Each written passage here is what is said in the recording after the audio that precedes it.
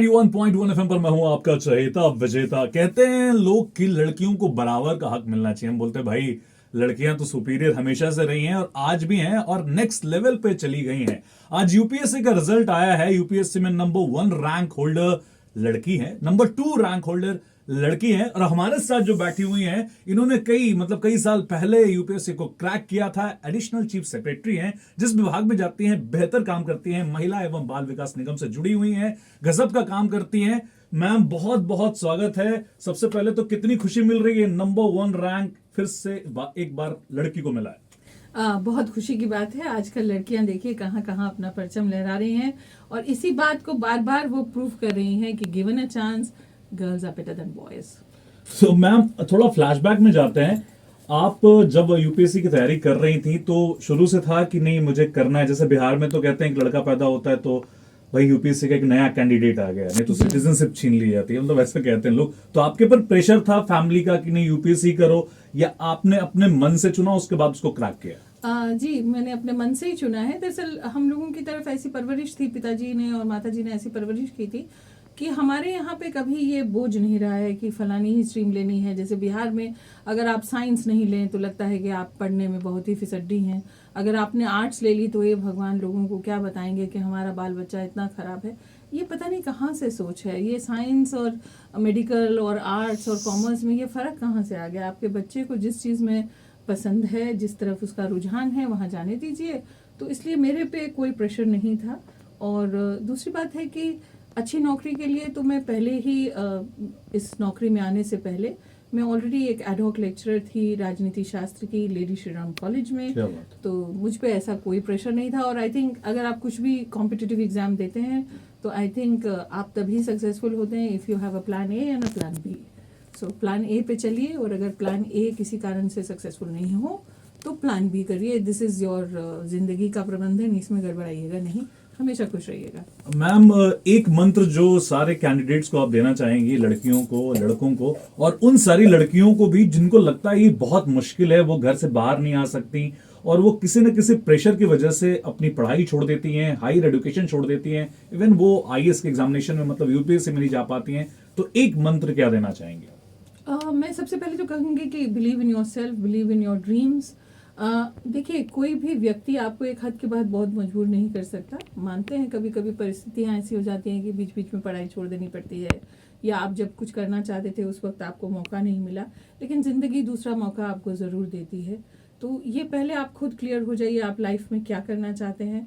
हमारे साथ भी हमारे बैच में बहुत सी लड़कियाँ हैं जिनकी पहले शादी हुई, फिर उसके किसी कारण से डाइवोर्स भी हुआ, उसके बाद उन्होंने फिर से अपनी हिम्मत जुटा के फिर से इसके लिए तैयारी की, बहुत अच्छे मार्क्स लाए और बहुत सक्सेसफुल ऑफिसर्स हैं।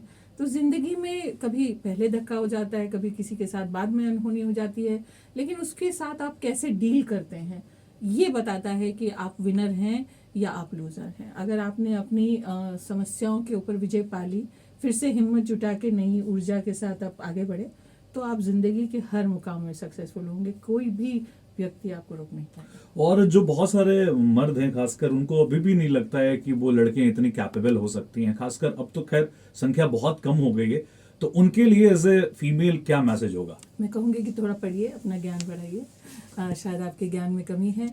लड़के लड़कियों में देखिए संविधान ने भी कोई फ़र्क नहीं किया, नेचर ने भी कोई नहीं किया, कुदरत भी नहीं करती। आप और हम कौन होते हैं करने वाले? और ये तो देखिए सोच है, जो फितरत सत्तात्मक सोच है। अगर आप पढ़ लिख लिए, आप तर्क करना सीख लिए हैं, तो आपको अपने ही मन में जो इस तरह की भ्रांतियां हैं पहले उन्हीं से तर्क करना चाहिए और उन्हें एग्जामिन करना चाहिए कि कौन से मेरे मन की भ्रांतियां सही हैं, उन्हें अपना के रखिए।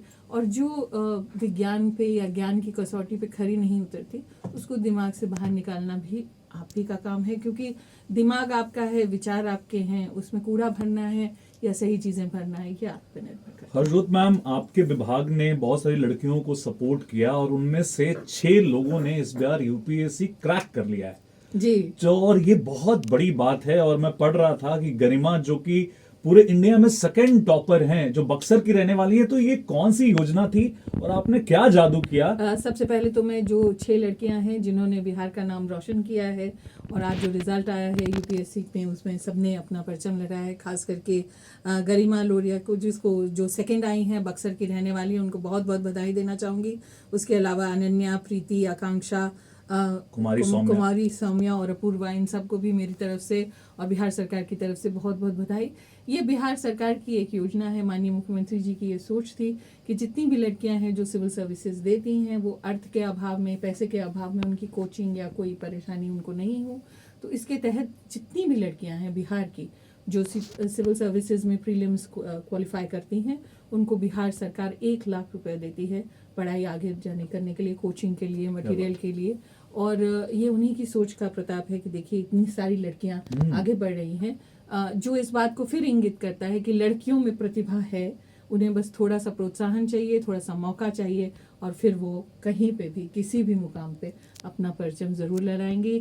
तो well done girls, we are really really proud of you. Bihar is proud of all 6 of you. Very well done, congratulations. क्या बात, इसके लिए तो भाई तालियां बजनी चाहिए। और मैम, एक हम रैपिड फायर खेलते हैं, उसमें फटाफट मैं क्वेश्चन पूछूंगा, आपको फटाफट जवाब देना होता है। तो सबसे पहला क्वेश्चन है कि एक आप माँ भी हैं, एक पत्नी भी हैं, एक बेहतरीन ऑफिसर भी हैं, तो अपने आप को रिलैक्स करने के लिए आप क्या करती हैं? म्यूजिक सुनती हूँ, पत्रिकाएं पढ़ती हूँ, टीवी देखती हूँ, किताबें पढ़ती हूँ, जोक सुनती हूँ। आपका फेवरेट सिंगर? अरिजीत सिंह। अच्छी। और आप जब थी, मतलब जब यूपीएससी की तैयारी कर रही थी, उस समय किनको सुनती थी? उस वक्त मैं बहुत सी गज़लें सुनती थी, किशोर कुमार को सुनती थी, लता मंगेशकर को सुनती थी, आज भी सुनती हूँ। हिंदी जितने भी सॉन्ग्स हैं उनके हम लोग फ़ैन हैं, मैं और मेरे पति दोनों। और इंग्लिश सॉन्ग्स भी बहुत सुनते थे, कारपेंटर्स हैं, ईगल्स हैं, बहुत से अन्य बैंड। मोबाइल का कौन सा 2 ऐप जिसका सबसे ज़्यादा इस्तेमाल करती हैं आप? सबसे ज़्यादा तो बिहार सरकार के ही ऐप्स पे करते हैं, सिविल सर्वेंट हैं, सबसे ज़्यादा सरकारी ऐप्स का ही इस्तेमाल करते हैं। जी, आपका फेवरेट डेस्टिनेशन घूमने के लिए? कोई भी सुंदर जगह जो नेचर के आसपास हो, कोई समुद्र का किनारा हो, कोई पहाड़ हो जहाँ नेचर अपने पूरे स्प्लेंडर पे हो। बिहार का कोई? बिहार में तो बहुत सी खूबसूरत जगहें हैं। जैसे आप अगर घोड़ा कटोरा जाइए तो आपको लगता ही नहीं कि आप सडनली पूरा परिवेश बदल जाता है। वाल्मीकि है, नगर है जहाँ पे टाइगर रिजर्व बहुत ही सुंदर है। उसके अलावा ऑफ कोर्स पटना में गुरु हरमंदिर साहिब है, पटना तख्त जो है वहाँ पे जाके बहुत खुशी मिलती है। और बहुत से अच्छे मंदिर हैं। अभी तो पीछे मैं मुंगेर में भी गई थी, बाकी जगहों पे गई थी।